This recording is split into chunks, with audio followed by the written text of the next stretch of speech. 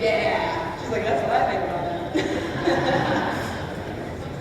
So your owls will actually fly with very slow wing beats. But an interesting thing about that is that if you saw an owl or an owl flew right over your head, you wouldn't actually be able to hear it. And there is a reason for that. Did you guys know that? Owls fly silently? See, I love this. Okay. So, side-by-side comparison. This is a red-tailed hawkwing. Ooh, yeah. This is a great horned owl wing. Ooh, thank you. To the rules, there are daytime owls, but most of them are nighttime owls. When you have an owl with yellow eyes, light-colored eyes like our beautiful Tuskegee, that means that the bird is crepuscular. Say it with me. Crepuscular. Yeah, go home and tell everybody about that word. Impress everybody. They learned this. That means that the bird is active at dawn and at dusk. And so that is the best time to see great horns. That's when they're most active. Right now, in fact, is a perfect time. Well, you don't want to go hunting for your great horns, looking for them, but they're nesting right now. And they're one of the first nesters in our area.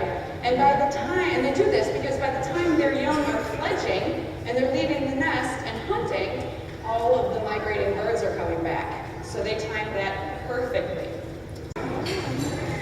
That is Dory, and Dory is a saw-whet owl. This is as big as they get. Isn't that adorable? So owls come in all different shapes and sizes. I know she is tiny, but if you're able to even get a good picture or see her face, you'll notice she has light-colored eyes, which means that this bird is also crepuscular. Yeah, it's one of the most common hooting calls ever. You know, if you think of a hooting owl, it's going to be your great horned owl. Now I want to play another call for you. Let's see.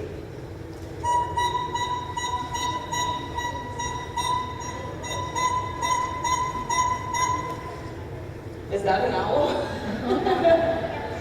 That is actually the call of the northern saw-whet. So we have one more character to fly for you guys. You excited?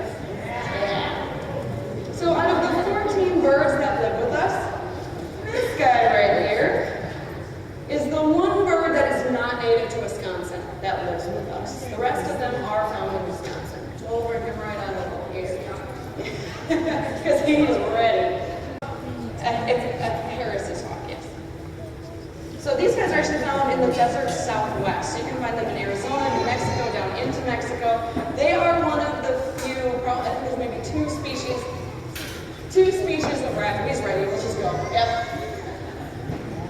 It's one of the two species of raptors that actually hunt together. They live in social groups, just like wolves do. And so they'll live together in 4 to 7 birds. They raise the young together, they hunt together. It's absolutely amazing.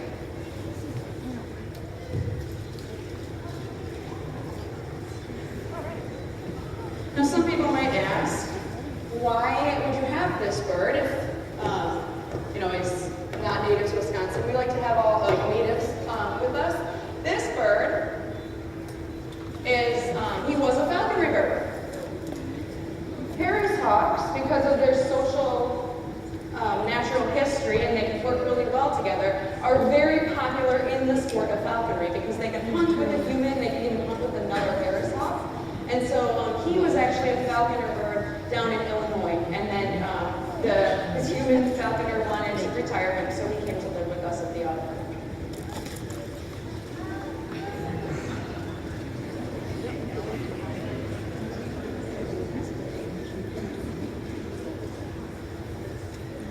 Now, Cisco here weighs about as larger than your, and because they live in these family groups, one bird will actually perch on top of a cactus, and the others will ball up their feet and perch on the backs of each other, kind of forming a tower of Harris hawks. It's really, really cool. And they're actually nice enough to each other. But this way, the one that's on top can see a lot farther. Now, one thing that also is advantageous to them, because they live in these groups, they can take down bigger prey. So your red tail, for example,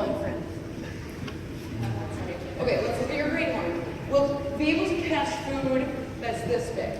Anything that can fit in its foot.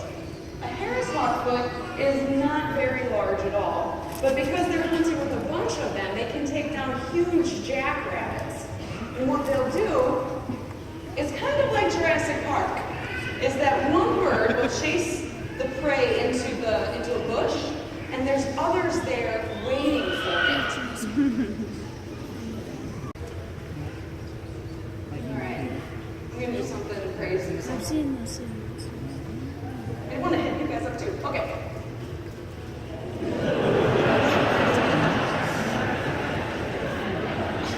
Yeah.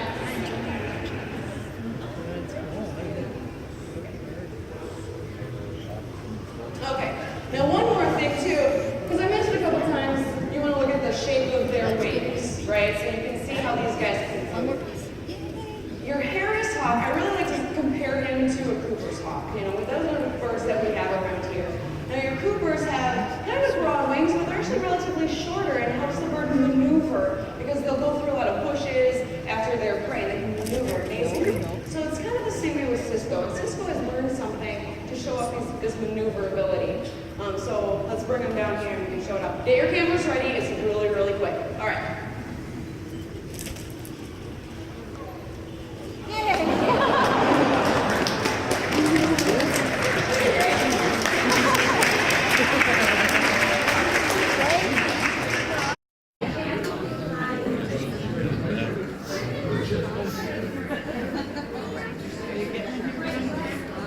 It can't zero. I gotta get this tape back here.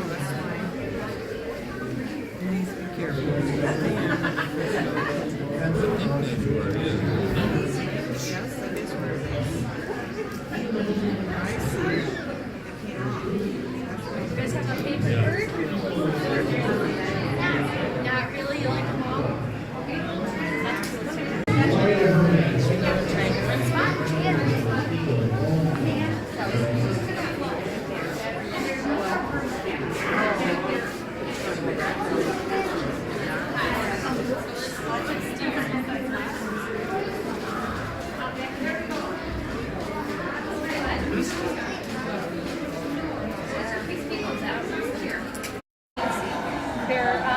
That's why falconers like them so much for the sport of falconry. But they also, peregrine means wanderer.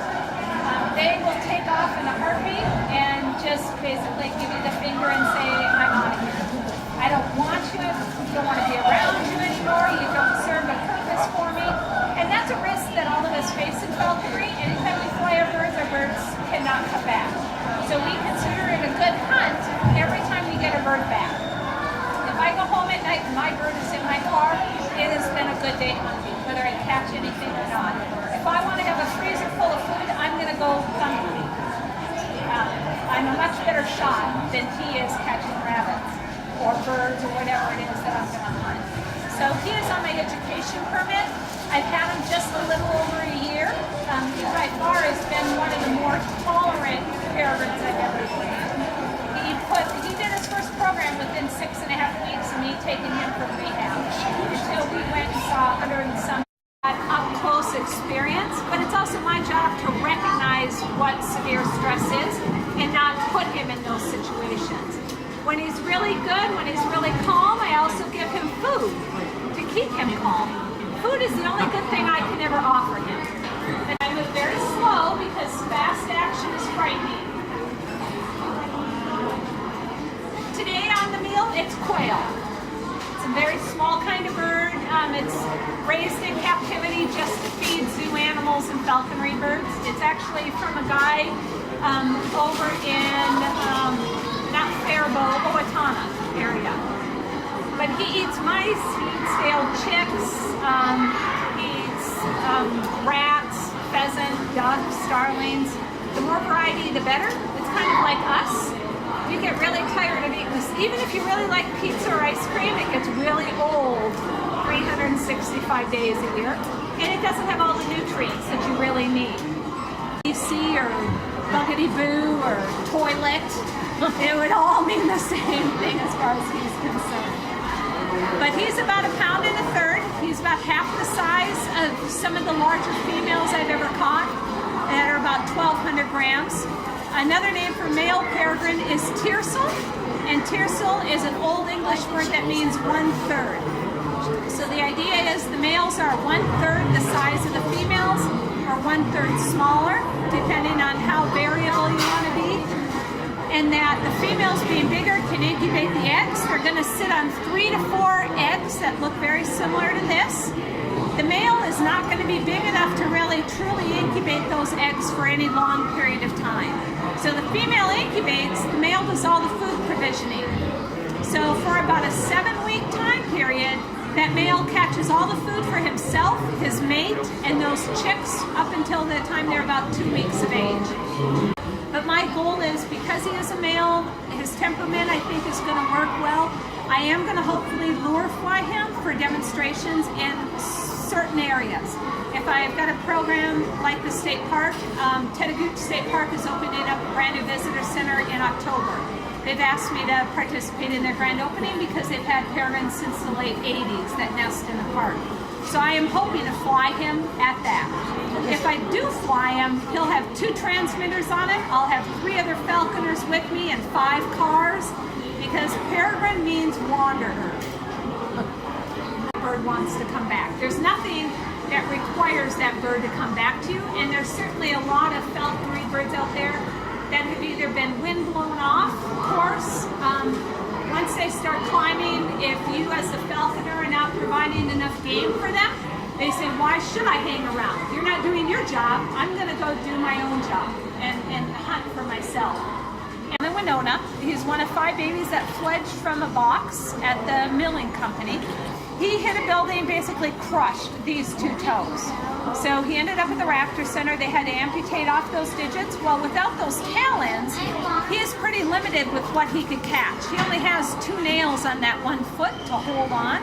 And even when I asked him, like earlier, I asked him to step up to put the hood on, he has a really hard time holding onto the glove because he doesn't have anything here in the center. If he had this toe with the talon and certainly this back toe, he probably would have been able to be released, because this center toe is really going to help bind and hold on to prey.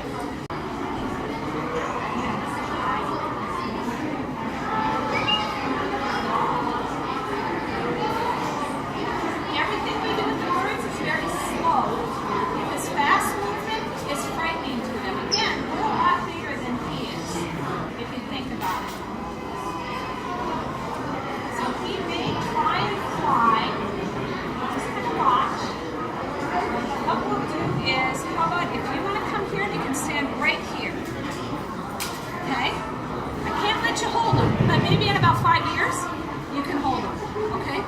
When you become a falconer, and then I'm just going to stand right behind you. How's that sound?